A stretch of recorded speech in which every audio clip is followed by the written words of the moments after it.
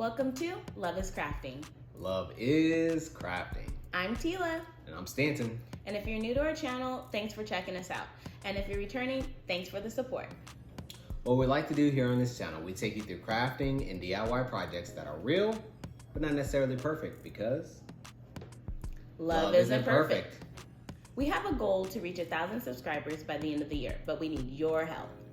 So would you consider subscribing to the channel? We post new videos every Saturday. And in this video, we will be taking canvas and lamination sheets and sublimating. Now, we're going to be sublimating a family portrait, but with this process, you can sublimate whatever you want. But before we get into it, make sure you like, comment, and subscribe. Love is crafting. Love is crafting. Okay, so we have our canvas,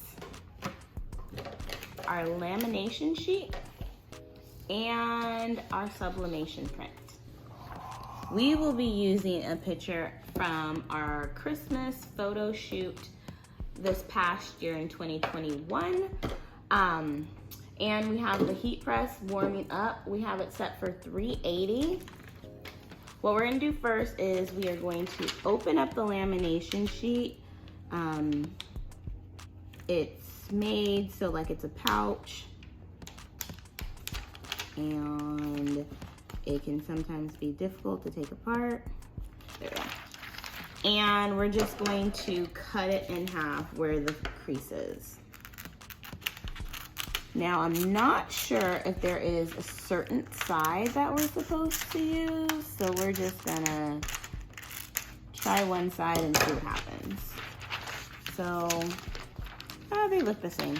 So, I'm just gonna pick one. Flip it back over though, at least, right? So that way the pouch is, or the inside is in the inside. The inside is in the inside. The inside of the pouch stays in the inside. Well, you can see that there's a flat side and there's a shiny side. So the shiny side goes outside. Okay. And so we have that. And our first step after that is to use our heat press and melt pretty much this onto the canvas. You see the overlay that's here? It's okay, it's perfectly fine because when this is heated up, it's gonna shrink. And so you don't wanna cut it to size just in case it shrinks and then it doesn't fit your project. So we have our heat press going over here, and you want to make sure that you cover your heat press with the bottom of it with butcher paper because you're more than likely this is gonna melt to it. So we're gonna move over to the heat press. All right, so we have butcher paper put down on our heat press to cover it, to protect it. And we are going to put our laminate sheet on here. You don't have to worry about getting it exactly straight, it's fine. Then we are going to put on another piece of laminate sheet, or not, I'm sorry, another piece of butcher paper to go ahead and protect our heat press.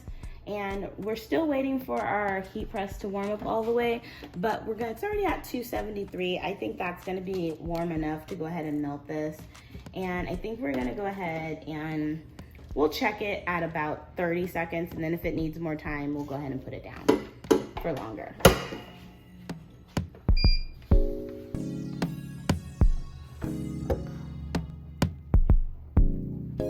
Okay, so our heat press has been going for about 30 seconds, and we are going to see how. Is that a good sign? Is that a good sign? I think that's a good sign because it looks like it's all melted on there. It's nice and hot, so it is good to go.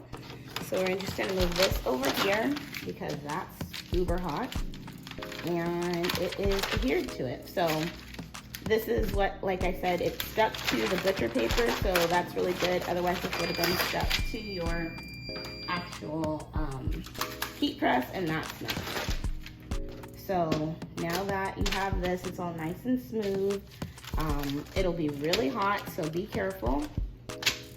And from here, you want to take your scissors and you want to cut the excess laminate off as best as you can. I think it's going to be a little bit easier to hold or to cut it from the back, so that's what I'm going to do. Cut it from the back. Cut it from the back.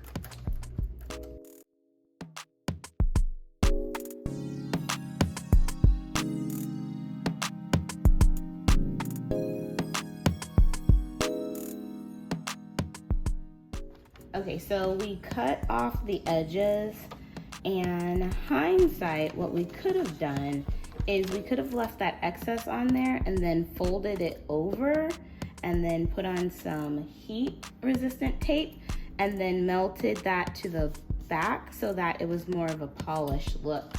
But we'll do that one next time. So now we have our photo here. And remember that it looks dull right now because we haven't applied it to the canvas. And what we want to do is kind of look and see where we want to place it. So this picture isn't exactly centered, so I'm not going to exactly center it here. And I should probably tape this down. What do you think? I think the heat press is heavy enough. Okay. Well, we're gonna go ahead and we're going to put our butcher paper on top as well. We're gonna just place it. And then now our heat press should be to temperature, which is 380 degrees, and we're going to press it for 60 seconds. So wish us luck.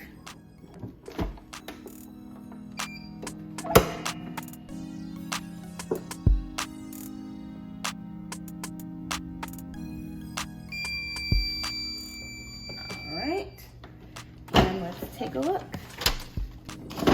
Ooh, nice and hot. Ooh. We probably should have taped that down.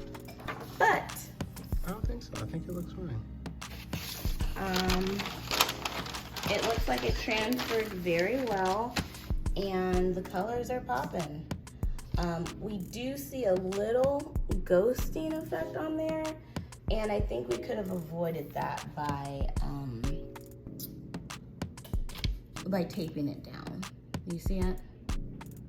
I don't, but I mean, I get it. It looks a little blurry. But overall, I mean, it turned out really, really well. Okay, so here's the final product. I do love how it turned out. It turned out amazing. The ghosting that I saw really wasn't ghosting. It was just me being extremely, extremely nitpicky. But it's just shiny. All right, it was the light reflecting off of it a little bit different. But it did turn out really, really well. The only thing that did happen was the canvas, it worked. So it's bent. So maybe doing less heat, maybe doing it at 350 and seeing if it transfers. Maybe that's what I would do differently, or maybe it's the canvas that we used. But other than that, I think it turned out amazing. The colors pop. I would work on my placement because there's a little bit of white showing, but overall, love it. I agree. It's gonna make a great addition to our Scrabble wall. Well, I think that does it. Love is crafting. Love is crafting.